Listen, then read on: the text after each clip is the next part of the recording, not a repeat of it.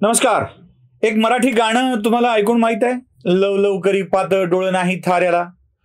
डोळ्याच्या पात्यानी लवलव केली की अस्वस्थ व्हायला होतं. म्हणजे मनात अशी चलबिचल व्हायला लागते. आता तुम्ही म्हणाल की काय विषय घेऊन आलाय हा, म्हणजे अगदी आता भावनिक बिवनिक व्हिडिओ करायचे की काय, प्रेम भीम असलं काही सांगायचं की काय, पण का कोणास ठाऊक डोळा असा झाला की इकडे काळजात धडधड व्हायला सुरुवात होते. मग कोण्या प्रियकरानं प्रियसीला तसा डोळा झाकला की प्रियसीच्या मनामध्ये हळूहळू अशी स्पंदनं वाढायला लागतात आणि समोरची ती डोळे झाकणार असेल, तसा डोळे नाही डोळा, एक डोळा झाकणार असेल तर मग मात्र अजूनच धडधड वाढायला सुरुवात होते. तुम्हाला आठवतंय ती प्रिया वॉरियरचा एक व्हिडिओ व्हायरल झाला होता असाच केलेला, आणि त्यावरून प्रचंड, म्हणजे तो किती वेळेला बघितला गेला होता व्हिडिओ माहित नाही, पण ती प्रिया वॉरियर मात्र तिच्या डोळ्याच्या अदाकारीमुळं प्रचंड प्रसिद्ध झाली होती.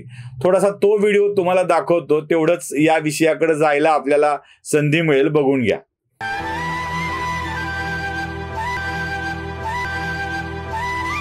बघितलात कसं वाटतं प्रिया वॉरियरचं ते नयन बाण बघून? अक्षरशः घायल व्हायला होतं ना. म्हणजे समोरचा माणूस तर अगदी पागल होऊन जातो. एवढी सुंदर मुलगी तसे त्या स्वरूपात डोळे असं काही करणार असेल ना तर मग अस्वस्थ व्हायला होतं. पण प्रत्येक वेळी डोळे झाकणं अशीच हृदयाची धडधड वाढवत असतं.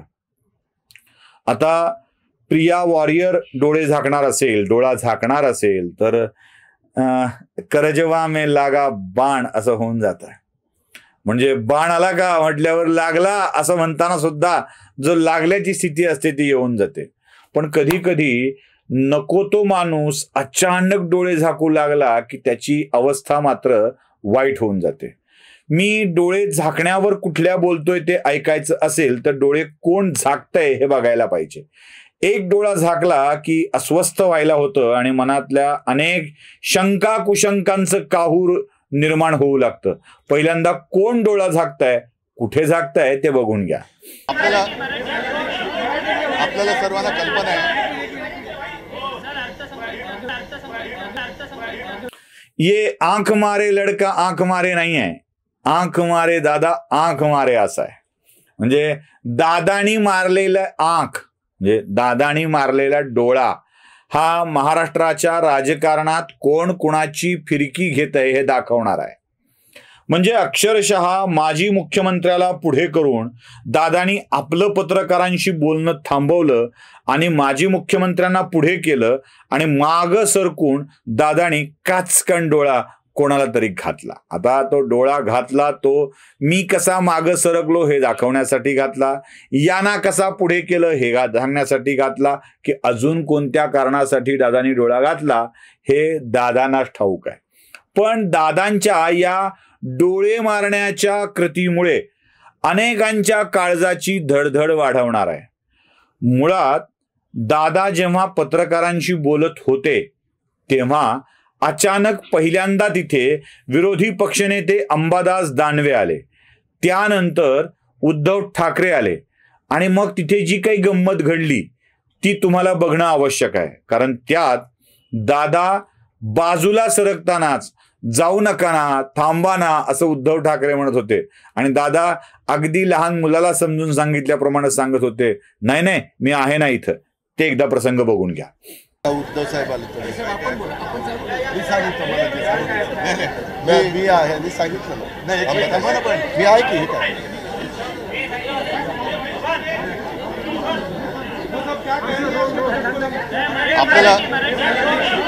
आपल्याला सर्वांना कल्पना आहे. बघितलात कसं वाटलं? म्हणजे हे दादा सरकतायत, या ते दादाला सोडून कसं बोलायचं असं वाटतंय आणि मग दादा मी आहे ना इथं म्हणतात आणि दादा त्यांना बोलायला लागल्यावर मागून डोळा घालतात. आता या डोळा घालण्याचे वेगवेगळे अर्थ आहेत. बरं, महाराष्ट्राचे मुख्यमंत्री या प्रकारावर बोलत समोर होते आणि महाराष्ट्राच्या अर्थसंकल्पाचं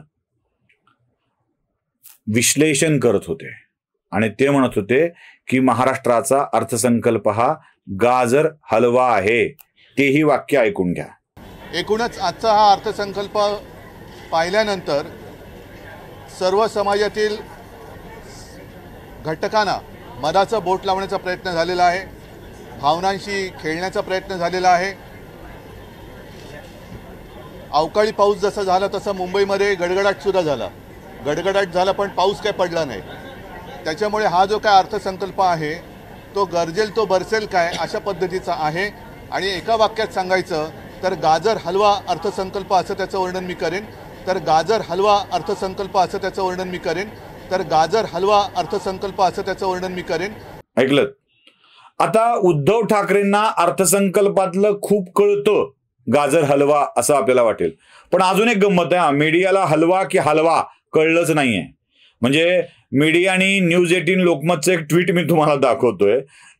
उद्धव ठाकरे हे राजकारण म्हणजे गाजर हलवा या कॅटेगरीतला अर्थसंकल्प आहे म्हणाले, तर न्यूज 18 लोकमतनी गाजर हलवा या कॅटेगरीतला अर्थसंकल्प असल्याचं लिहिलंय। म्हणजे उद्धव ठाकरेंना काय म्हणायचं होतं ते एक्झॅक्ट लोकमतला कळलं का, मला हा प्रश्न आहे। उद्धव ठाकरेंना अर्थसंकल्पातलं कळतं असं आपण गृहीत धरलं तर उद्धव ठाकरेंचा एक जुना व्हिडिओ बघावा लागेल, तोही तुम्हाला मी दाखवतोय, तोही बघून घ्या। निर्मला जी, मैं सच कहता हूं, पहले तो मैं ये बजट वगैरह कुछ जानता नहीं था, मेरा सब्जेक्ट ही नहीं है। कुछ साल पहले कोशिश की समझने की, लेकिन जब तक वो समझ में आती थी बात तब तक आपका नेक्स्ट बजट आ जाता था। तो फिर मैंने क्या किया, क्योंकि एक पार्टी का चीफ हूं, जैसे बजट आ जाता है रिएक्शन तो देनी पड़ती है, तो मैंने शुरुआत की एक दिन पहले ही रिएक्शन दे दूं। क्या है रिएक्शन, क्या है? निर्मला जी ने बजट पेश किया, आपकी रिएक्शन क्या है? कुछ नहीं, गरीबों को गरीब, अमीरों को अमीर करने वाला बजट। कळलं? म्हणजे उद्धव ठाकरेंना अर्थसंकल्पातलं किती कळत होतं याचा अंदाज आपल्याला येऊन जातो। उद्धव ठाकरे अर्थसंकल्पावर बोलायचं होतं म्हणून काहीतरी बोलले हे आपल्या लक्षात येऊन जातं, आणि हे असंच काहीतरी बोलणार आहेत म्हणून दादानी आपला डोळा झाकला आणि समोरच्याला इशारा केला की बघा हे कसं बोलतायत।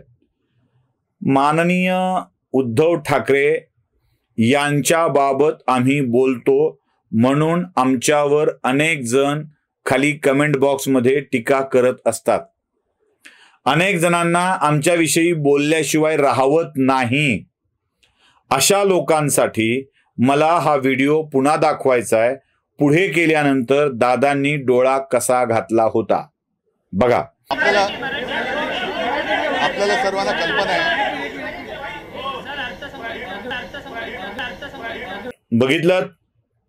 तमाम शिवबाठाच्या प्रवक्त्यांनी हे बघावं की दादांनी उद्धव ठाकरेंची कशी टर उडवली आहे। मुळात दादांच्या मनात काय चाललंय हे जरा लक्षात येणंच कठीण आहे, कारण नागालँडमध्ये राष्ट्रवादी काँग्रेस पक्षाने सरकारमध्ये सहभागी होण्याचा निर्णय घेतला, पाठिंबा देण्याचा निर्णय घेतला आणि अचानक घोळ झाला। दादांना मीडियाने विचारलं की इकडं तर विरोध तिकडं तर पाठिंबा, हे काय धोरण आहे? तेव्हा दादा म्हणाले होते, मी राष्ट्रीय नेता नाही आहे, राष्ट्रीय पातळीवरचे नेते ते वेगळा निर्णय घेतात, तिथे पवार साहेब, सुप्रिया सुळे, प्रफुल्ल पटेल यासारखी मोठमोठी नेते निर्णय घेतात, मी आपला राज्यातला छोटा कार्यकर्ता आहे, त्यांनी घेतलेल्या निर्णयाची अंमलबजावणी करणारा कार्यकर्ता आहे असं म्हणून दादा मोकळे झाले होते। हेच दादा होते जे फडणवीसांच्या सोबत शपथ घ्यायला गेले होते। हेच दादा आहेत ज्यांनी वारंवार भाजपच्या बाजूनी आपली भूमिका व्यक्त केली आहे। हेच दादा आहेत त्या शपथविधीच्या बाबत स्पष्ट बोलायला तयार नाही आहेत, आणि तेच दादा आहेत जे उद्धव ठाकरेंना पुढे करून समोरच्याला मागून डोळा मारतायत। आता या डोळा मारण्याचा अर्थ कसा घ्यायचा तो उद्धव ठाकरेंनी ठरवायचा। पण एवढं मात्र नक्की आहे, जेव्हा उद्धव ठाकरे बोलत होते तेव्हा दादा मागे असल्याचा त्यांना आधार होता, पण दादा मागून समोरच्याला डोळा घालतायत हे जेव्हा पुढे येऊन उद्धव ठाकरेंनी रेकॉर्डेड व्हिडिओ बघितलं असेल तेव्हा मात्र उद्धव ठाकरेंच्या मनातली धडधड अशीच वाढली असेल। प्रिया वारियरचा डोळा मारतानाचा व्हिडिओ बघून जशी धडधड वाढली असेल तशी नाही हो, ही धडधड वेगळीच आहे। ही धडधड वाढली असेल दादा अजून काय कुटाणा करण्याच्या मानसिकतेत आहेत, अजून कोणत्या तयारीत आहेत हाच प्रश्न उद्धव ठाकरेंच्या मनामध्ये पडत असेल, कारण उद्धव ठाकरेंचं अज्ञान सगळ्यांना ठाऊक आहे आणि दादा कदाचित उद्धव ठाकरेंच्या याच अज्ञानाला उघड करत असतील। व्हिडिओ आवडला असेल तर लाईक, शेअर आणि सबस्क्राईब नक्की करा. धन्यवाद.